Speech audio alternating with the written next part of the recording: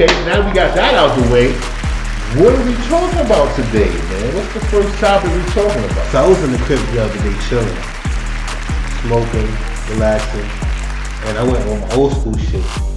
Okay. And I was listening to that Bad Boy joint with Total, the remix. I don't need with the Brat, Lil' Kim, Foxy Brown. Oh, lyrical. You know what I mean? Total. Yeah. You know what I mean? Damn. Yeah. Like, and that ain't no Sexy Red shit. No, not at all. Not at all. Okay. You know, and honestly, considering her label, how her label was set up, that's a plan.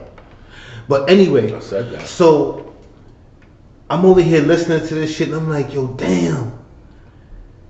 You don't even have that nowadays. Nah. Back in the 90s, you had these female rappers getting together and producing hits. Music.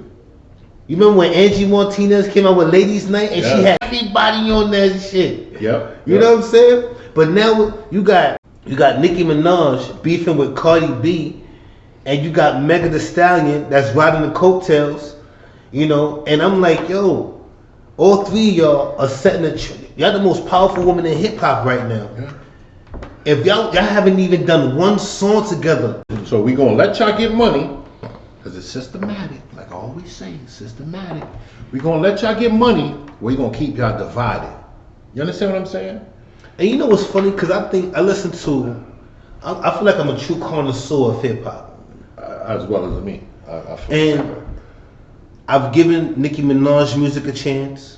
Nicki got bars, bro. That's a fact. You remember Nicki, like early Nicki before I don't know that. I don't know that far. But the reason I'm saying is okay. The reason I'm saying I know she got bars is because she's held her own amongst men, title holders. But remember, that was the main ingredient back in the days for female rappers. You had to impress your male counterparts. And she did that. Remember, it would be a group of guys, and then they would have one female, like Rough Riders and Eve. You have to come with them bars. You understand what I'm saying? But the barrier, has been so closed off for entry of female rappers. Back then. Now. Because really look at it now. Okay. Look at it now, bro. Mm-hmm. Look what you just said. Mm-hmm. Back then, every camp had a female rapper. Mm-hmm. Right? The Fur, Foxy Brown, Junior Mafia, Lil' Kim, Rough Riders, Eve. Flip Mode, Rod Digger. That's right. You feel me? That's right. Like and what's her name from Jersey? Not Rod. No, Rod Digger. Rod Digger. It was Rod That's Digger. the dark skinned one, right? I believe so. With the big lips. Yes. Right. Yeah, Rod Digger. Rod Digger. Yeah. Every female. So basically, when you had to have a female in your camp. And they had to come with it. Right. But nowadays, once again, there's no real camp associated with a female. So the barrier is kind of high because now a female just have to come by herself. If she doesn't have the support and the bars, then she's lost. I have to disagree. I don't think they need bars right now. She has to be able to impress someone. Now you're talking to the extent of Sexy Red. Mm-hmm. You keep, and the thing is like, because she's not talented to me. But we have to think we're not at that stage yet. We still at the Nicki Minaj stage, the Cardi B stage, because now Ice Spice, she rhymed like a regular drill rapper. Yeah. If you put a male's voice behind what she's saying, she sound like a dude. I guarantee you, she don't write her own shit. That's a fact. I guarantee you, Cardi B don't write her own shit. That's a fact. That's proven. I guarantee you, Sexy Red write her own shit. That's why that shit is trash. There's nothing complicated to her shit. You know what I'm saying? Like, How did you even get a deal? That's a plan. Thank you. But going back to the topic. Yeah. Now the barrier, I keep going back to the barrier of the female aspect of music, because once Nicki Minaj stepped in the game, you had to be able to, she set a standard for female rappers. I don't think, I'm gonna let you finish though. Touch on it because I want to hear what you have to say. I think Eve did. Eve was garbage. What? Eve was garbage. Nigga! Eve was garbage. Please get in the comments and tell this man he done lost his mind. What's in that cup?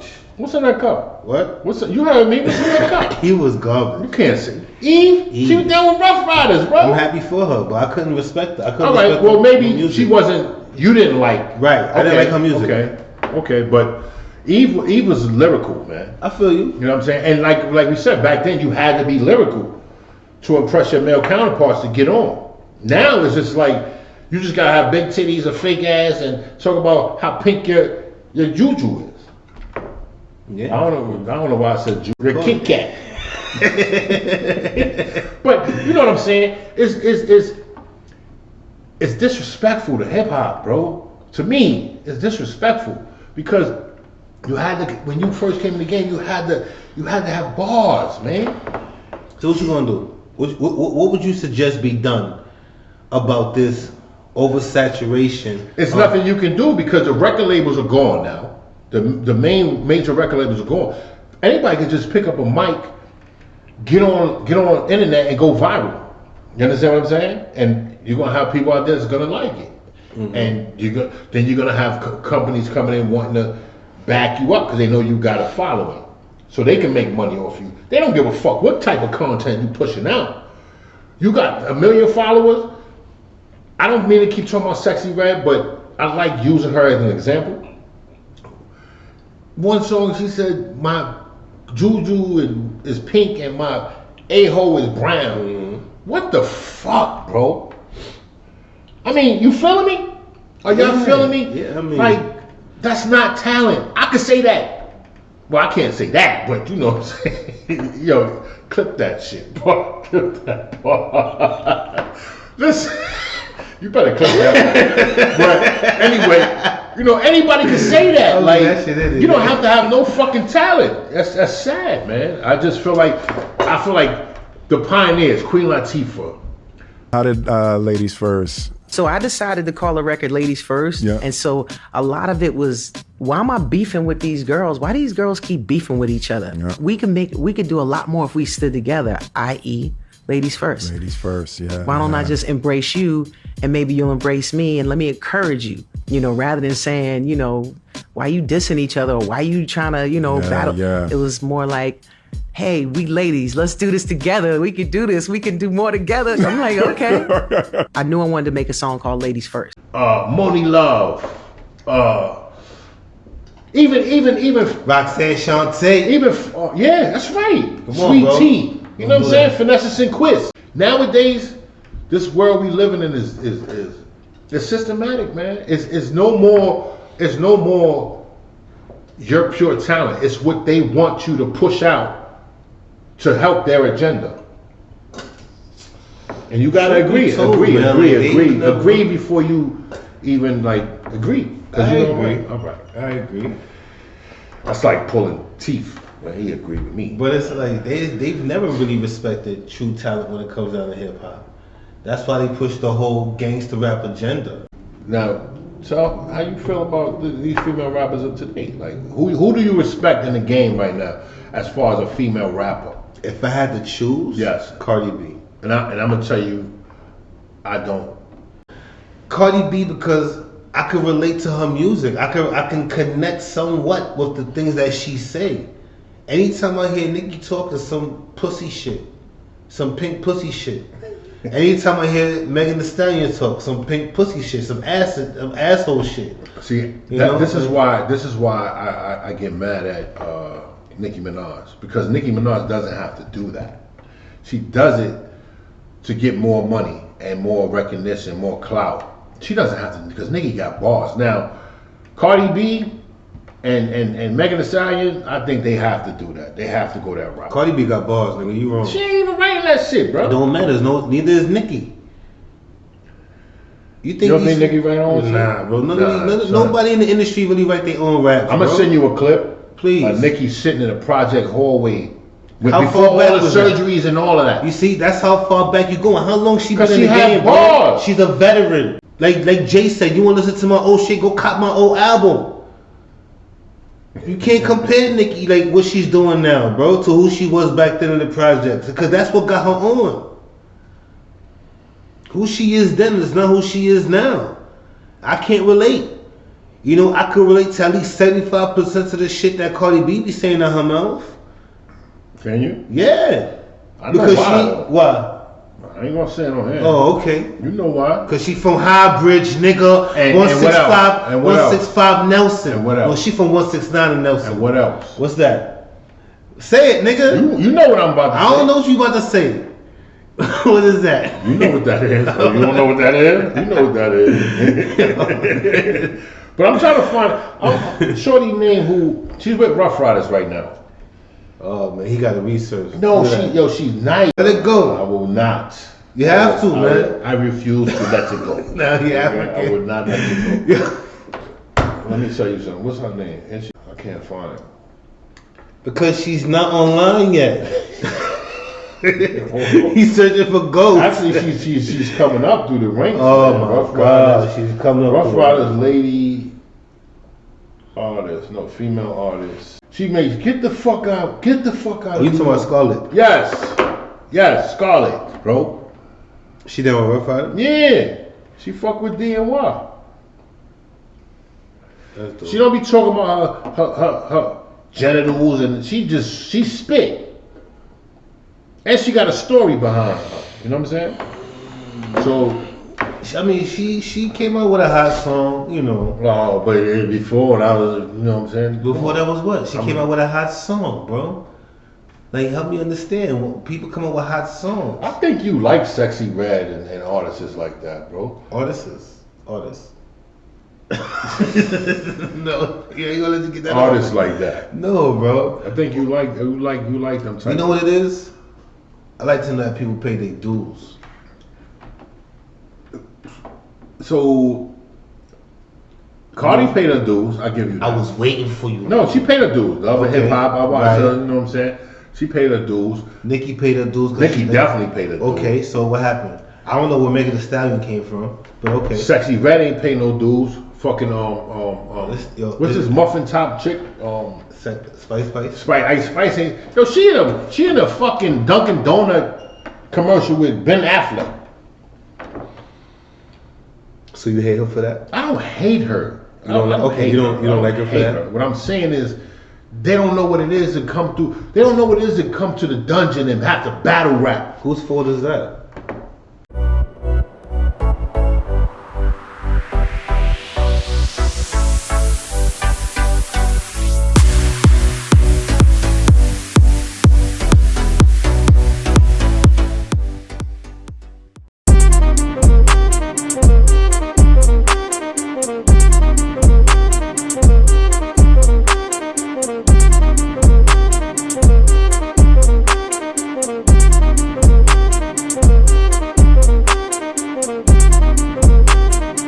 Mental illness in the hood. What is your perspective of mental illness? I mean, like, ever since this pandemic, how people are suffering, prices, money, prices, everything going up. People don't have money. People on the streets. There's more crimes being committed against elderly people, and you know, like you said, it's been happening since the '80s, but now. It took a break for a while. Well, what's been happening since the 80s, to be a little bit more specific with you guys, the homie referred to the whole train situation where people pushing people into the trains and things like that. Old women with canes and what the fuck is going on? When the reason I ask, you know, when you refer to mental illness is because a great man, you know, Brother Umar Johnson, Dr. Umar Johnson. Yeah, I have a lot of respect for him, of course. You know, he came up, he didn't come up with the phrase, but he came up with a terminology that I adhere to, which goes on within the African American community, which is trauma to treatment, Trauma to treatment. From the time of trauma, we don't get the necessary treatment. I agree. When you think of African Americans inside of America, our history, we've never gotten any treatment for the trauma we've endured inside this country. Never.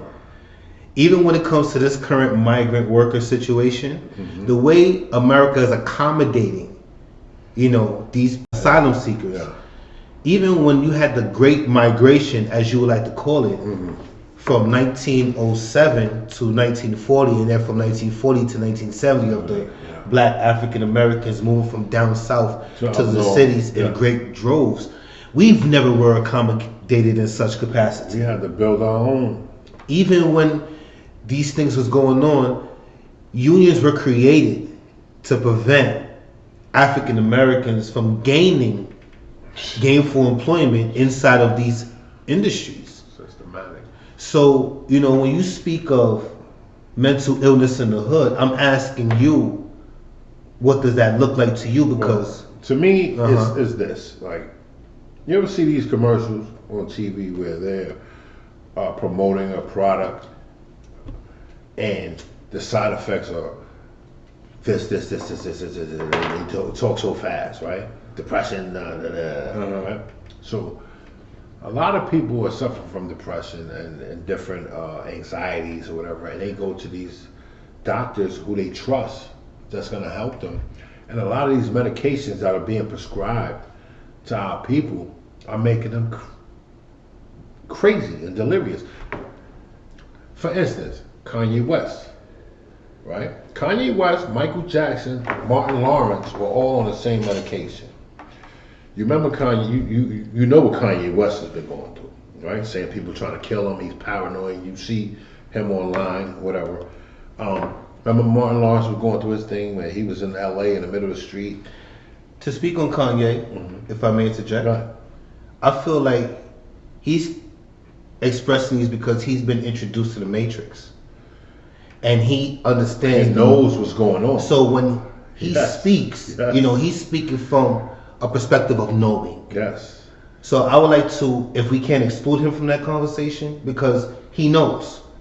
He knows eventually, like for example, he said, for you to get into the, you know what I'm saying? Yeah. He's not, they say all great geniuses are crazy. Yeah. I don't think he's crazy because he knows. He's a billionaire. He's been through the whole clothing industry. He's seen the dynamic. He's seen the intricacies of how they're woven into the economy and who owns what. Yes. You know, so once again, let's exclude that man. The same, like I said, the same medication Michael Jackson was taking. When everybody saying Michael Jackson's crazy, Martin Lawrence is crazy. They said Michael Jackson was crazy? Yes. Remember, Michael Jackson, he'll have a show. As he's walking through the crowd, he doesn't want anybody to make eye contact with him. So when he's walking through the crowd, you have to look at the floor or look at the wall. Michael Jackson used to wear face masks and they called him crazy, but the Chinese people was wearing face masks way before he was wearing face masks and they never called him crazy. We have to watch who's calling our elites crazy. Remember, they try to call Dave Chappelle crazy because he won't wear a dress. Cat Williams said, before you reach home, we have the whole world thinking you a crackhead. Chappelle was decapitated in front of us. They called him Pilot Boy because he had 19 pilots in Hollywood and everybody passed on him and said his show. What do you think of Then when he made $500 million, they said even though his contract said he should get half of it, they said he made too much for the contract to be valid, so we'll offer you 10% of what you made. You mean he made $500 million and they offered him 50? Yes. And he said, what do you think my fans are gonna say when they find out you offered me 10% of what I made you? And they said, your fans will believe that you're a crazy crackhead by the time you get home. And my nigga got on a flight in LA, and by the time he got to Ohio, it was so. This is why I had asked you initially, you know, what do you perceive to be mental illness inside the hood? To me, mental illness inside the hood is there's no money being circulated through the hood, right? Everybody's under pressure. You know, you got all these different pandemics, diseases, and everybody's depressed, man. I would say it starts off with keeping them in a state of depression. Yes, and that these medications are better off not taking anything. Yeah. You know what I'm saying? So when you mix medication with poverty, you know what I'm saying? You got to reverse that. When you mix poverty with medication, because everything goes back to the conditions that we're placed in. When you mix poverty with medication, that's disaster. That's nothing but disaster, man. Think about it. We're talking about the conditions that these people are going through that now affects their mental health, which falls into the system of being systematic. Yes. You feel what I'm saying? This is what I'm saying. We always have to take it. That's why I said I actually put poverty first. Because it's the system that we're forced to be in. Yes. Like, you think it feels comfortable that when one of my boys go outside, I feel somewhat apprehensive because of the type of relationship that the police have with the younger generation out here? You know, these are some of the things that add to the depression of an African American male or African American family. Nobody knows where we go. Nobody understands what we're going through. We have to work through that. We have to work through actually providing for our family. Yeah. So what I'm saying is, at the end of the day, when we speak about mental health inside of the African American community, like, we have to go way further back than the medication that we're given. You know, we have to understand how our households look to each of us individually. We don't see our households on the same page. African American men and African American women compete with each other inside of the house, and that's the problem. That's one of the problems. Yes. You know, and the thing is, if we was to stop doing that, then we will have a safe haven to go to. But this is what I'm saying. If that's where it starts, right? With the family foundation, the mother, the father, everybody, we on the same page. You know what I'm going through. When I come home, I don't need all that. This is what they don't want to happen. So once I you don't have a house is built. I don't before even you build think a house, you need mental illness structure. really exists inside the African American community, man, because we still dealing with the trauma. Every day we dealing with trauma. Every day, what mental illness element do we possess that we can actually say has affected us when every day we still dealing with something new? Going back to this mental health situation, I think it's important for the people that feel like they do have issues, for them to seek, you know, help, because that's something that's shied away from in our community as well. You know, people seeking therapy. There's nothing wrong with it. There's nothing wrong with it, fellas. No. Women, men, kids. If you need to talk to somebody, you talk to somebody. There's nothing wrong with talking to somebody. You know what I'm saying? We all need that sometimes. The problem is when you hold it in, that shit gonna boil. When water boils, it spills over. It spills over.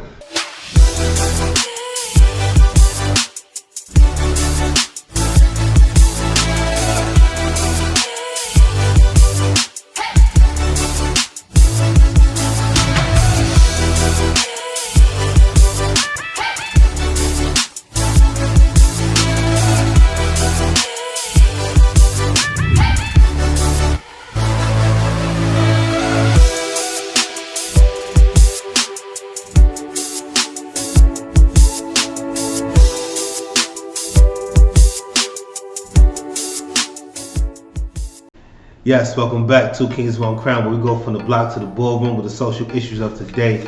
I'm your host, PATRON, aka the Mogul, and I am here with the big homie, Fat Daddy. So we're about to conclude today's episode. You know, we would like to let you guys know that mental health or mental awareness is something that should be taken serious, irregardless of, you know, how we look at things on our show. If you need help, seek help. If you need to talk to somebody, talk to somebody. It's simple, you know. We also like to say thank you to all the new subscribers that's been tapping in, joining our podcast. Thank you. Let me tell you something. It's motivation, you know, because when we started this, to be honest with you, we was on shaky ground. We wasn't too sure. You know, we just said we're gonna stick with it, and you guys are definitely making it worth it. So once again, thank you from the bottom of our hearts.